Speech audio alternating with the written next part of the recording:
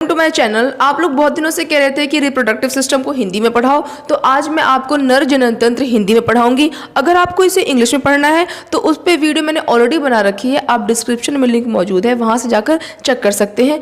आइए स्टार्ट करते हैं नर जनन तंत्र के बारे में। सबसे पहले हम डायग्राम से स्टार्ट करेंगे, क्योंकि आपको पता ही है इसका डायग्राम कितना इंपॉर्टेंट है। ठीक है, चलो स्टार्ट करते हैं।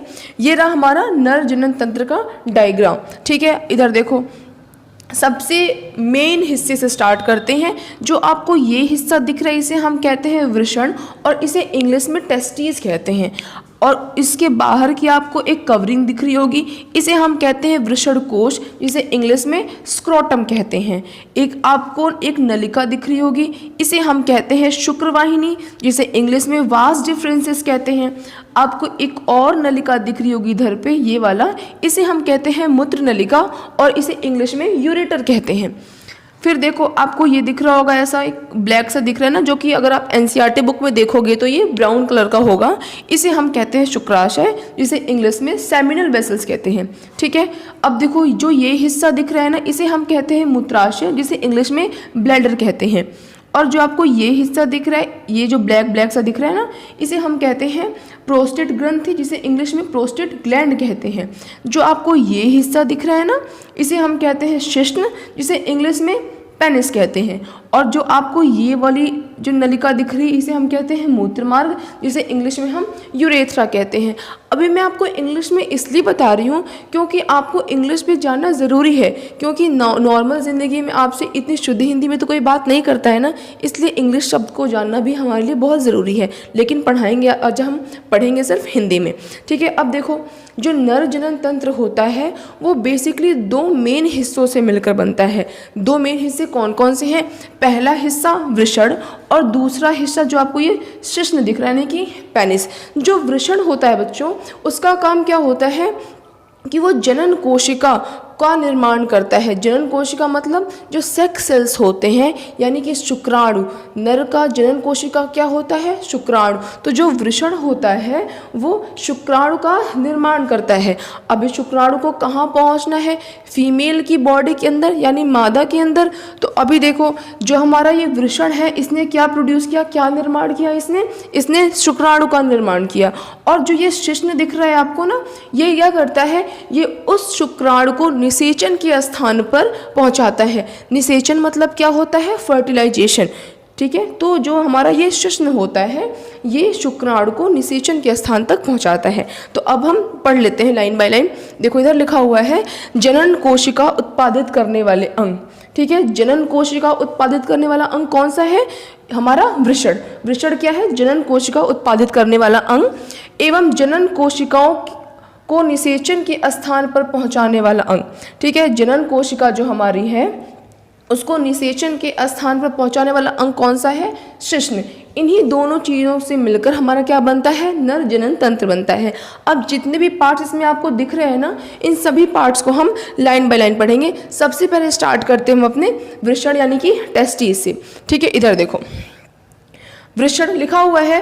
पुरुष में दो वृषण होते हैं जो कि उदर गुहा यानी कि एब्डोमिनल कैविटी के बाहर वृषण कोश में होते हैं। ठीक है, जो वृषण होता है वो पुरुषों में कितना होता है? दो होता है। और वो कहाँ होता है? जो उदर गुहा होता है ना, जो नीचे वाला हिस्सा होता है, एब्डोमिनल कैविटी, हमारे शरीर यानी कि मेल के शरीर के बाहर होता है। अच्छा, ऐसा क्यों होता है? जो टेस्टिस यानी कि जो वृषण है वो शरीर के अंदर क्यों नहीं होता है? क्योंकि होता क्या बच्चों की जो वृषण है उसके अंदर क्या बनता है? सेक्स सेल्स, शुक्राणु बनते हैं। और शुक्राणु को बनने के लिए शरीर के तापमान से कम तापमान की आवश्यकता होती है। इसलिए जो वृषण होता है वो एब्डोमिनल कैविटी यानी उदर गुहा के बाहर, हमारे शरीर के बाहर होते हैं। ठीक है, अब देखो आगे पढ़ते हैं। क्योंकि शुक्राणु उत्पादन के लिए आवश्यक ताप शरीर के ताप से कम होता है। देखो वही बात कर रहा है, क्यों? क्योंकि जो शुक्राणु होते हैं उसके उत्पाद के लिए शरीर से तापमान उसका कम चाहिए होता है। तो अब हम पढ़ते हैं वृषण के कार्य कि आखिर वृषण क्या कार्य करता है। तो वृषण का बेसिकली दो मुख्य कार्य होते हैं। पहला कार्य होता है कि जो वृषण होता है वो शुक्राणु का निर्माण करता है, और जो दूसरा कार्य होता है वो ये होता है कि जो हमारा वृषण है वो टेस्टोस्टेरोन नाम के हार्मोन का निर्माण करता है। ये टेस्टोस्टेरोन हार्मोन क्या है? देखो जो टेस्टोस्टेरोन हार्मोन होता है ना, वो पुरुषों में सेक्सुअल ड्राइव यानी कि काम इच्छा बढ़ाने का उत्तरदायी होता है। और उसके साथ ही अगर हम कहें तो जो टेस्टोस्टेरोन होता है वो जो पुरुष होते हैं उनकी जो दाढ़ी आती है, जो मूंछ आती है, जो उनकी छाती चौड़ी होती है, जो मसल्स होते हैं, इन सब का उत्तरदायित्व तो किसका होता है? टेस्टोस्टेरोन हार्मोन्स का होता है। ठीक है, अब देखो हमने जो वृषण था वो पढ़ लिया, वृषण के कार्य पढ़ लिए, जो वृषण के बाहर आपको दिख रहा है वृषण कोश, इसको पढ़ लिया। अब इसके बाद जो शुक्राणु बन गया है वृषण में, वो निषेचन होने के स्थान पे जाएगा ना, तो उसके लिए वो किसका सहारा लेगा? ये आपको दिख रहा है ना, शुक्रवाहिनी। तो शुक्रवाहिनी से होते हुए जो शुक्राणु है वह शुक्राशय तक आएगा। ठीक है, अब देखो लिखा हुआ है शुक्रवाहिनी, जिसे हम वास डिफरेंसेस कहते हैं। शुक्राणु शुक्राशय तक पहुंचने के लिए शुक्रवाहिनी का सहारा लेते हैं। जो शुक्राणु टेस्टिस में बना है यानी कि वृषण में बना है, वह शुक्राशय तक पहुंचने के लिए किसका सहारा लेते हैं? इस ये जो नलिका दिख रही है आपको ना, शुक्रवाहिनी, इसका सहारा लेते हैं। ठीक है, अब देखो मैं आपको एक ऐसा पॉइंट बता रही हूँ जो कि बहुत ही ज़्यादा इंपॉर्टेंट है। ठीक है, इधर देखो, ये वाली कौन सी नलिका है? शुक्रवाहिनी, जो कि किसे ले जाती है? शुक्राणु यानी कि स्पर्म को। ठीक है, अब देखो ये आपको एक नलिका दिख रही होगी, इसे हम क्या कहते हैं? मूत्र नलिका, इंग्लिश में कहते हैं उसे हम यूरेटर। वो यहाँ पर आ रहा है मूत्राशय में। अब देखो एक जगह आ रहा है जहाँ पे ये और ये आपस में जाके दोनों क्या हो जा रहे हैं? कंबाइन हो जा रहे हैं, और ये दोनों आपस में मिल जा रहे हैं, और इसे हम क्या कह रहे हैं? यूरेथ्रा कह रहे हैं, यानी कि मूत्र मार्ग कह रहे हैं।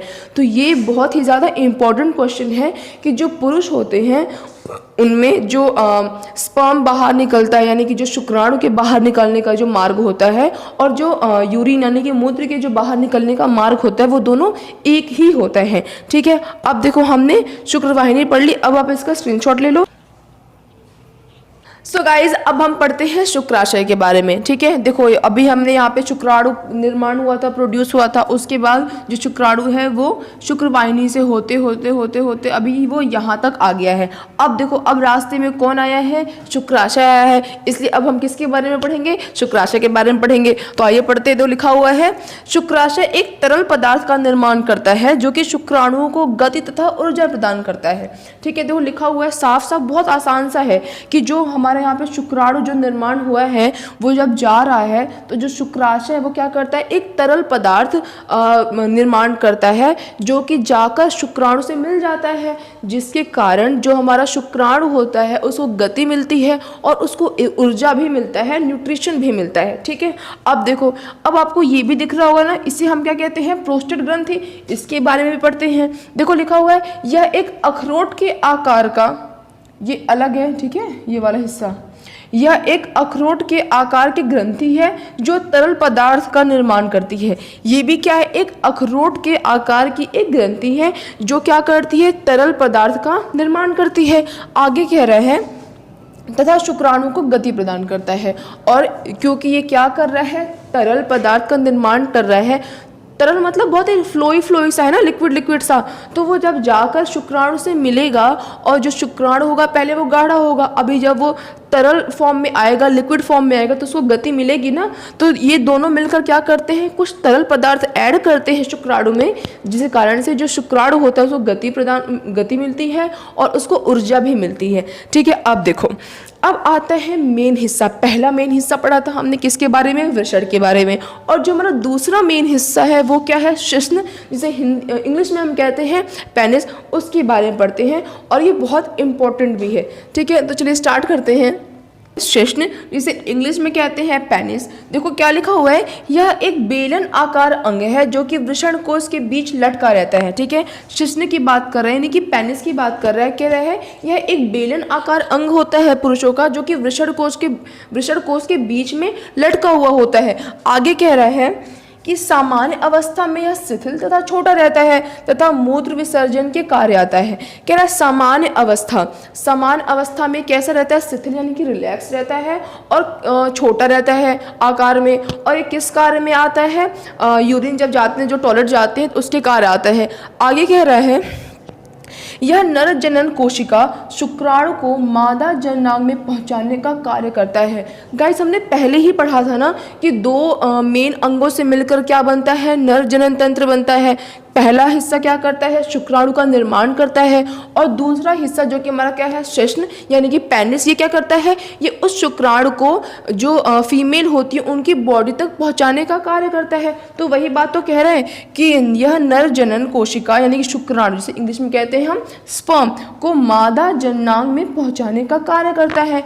आगे कह रहा है और तब यह उत्तेजित होता है जिसके कारण इसका आकार भी बढ़ जाता है। यानी सेक्सुअल इंटरकोर्स के दौरान जब जो शिश्न होता है, जब मादा जननांग के अंदर जाता है, जिसके दौरान क्या होता है, जो शुक्राणु होता है वो फीमेल की बॉडी में जाता है, उस दौरान जो शिश्न होता है वो उत्तेजित होता है, जिसके कारण से उसका आकार भी बढ़ जाता है। सो स्टूडेंट्स, ये रहा पूरा टॉपिक नर जनन तंत्र के बारे में। अब इसके आगे क्या होगा, जो ये शुक्राणु है वो फीमेल की बॉडी में जाएगा।